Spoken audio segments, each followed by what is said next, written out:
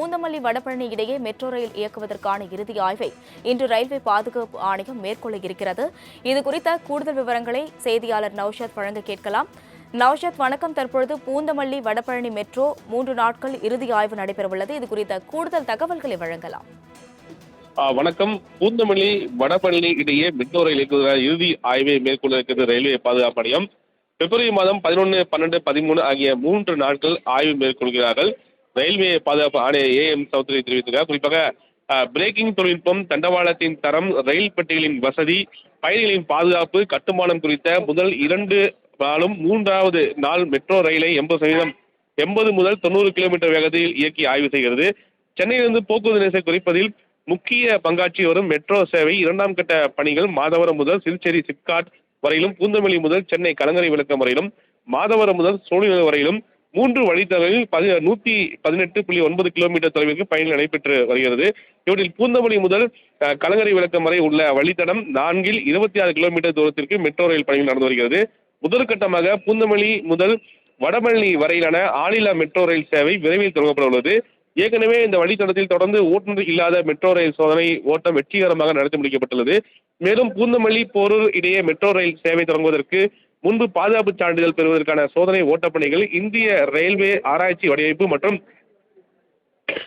தர நிர்ணய அமைப்பை சேர்ந்த அதிகாரிகள் முன்னிலையில் மெட்ரோ ரயில் சோதனை ஓட்டம் நடத்தி காண்பிக்கப்பட்டு சான்றிதழ் பெறப்பட்டது. அப்போது 90 கிலோமீட்டர் வேகத்தில் மெட்ரோ ரயிலை இயக்கி பயணிகளின் பயண வசதி குறித்து மதிப்பீடு செய்யப்பட்டது. பிரேக்கிங் தொழில்நுட்பம், தண்டவாளத்தில் தரம், ரயில் பெட்டிகளின் வசதி, பயணிகளின் பாதுகாப்பு, கட்டுமானம் குறித்து ஆய்வு செய்யப்பட்டது. இந்த சோதனை அடிப்படையில் பாதுகாப்பு சான்றிதழும் அளிக்கப்பட்டது. இந்த நிலையில் பூந்தமல்லி வடபழனி இடையே மெட்ரோ ரயில் இயக்குவதற்கான இறுதி ஆய்வை ரயில்வே பாதுகாப்பு ஆணையம் மேற்கொள்ளப்படுகிறது.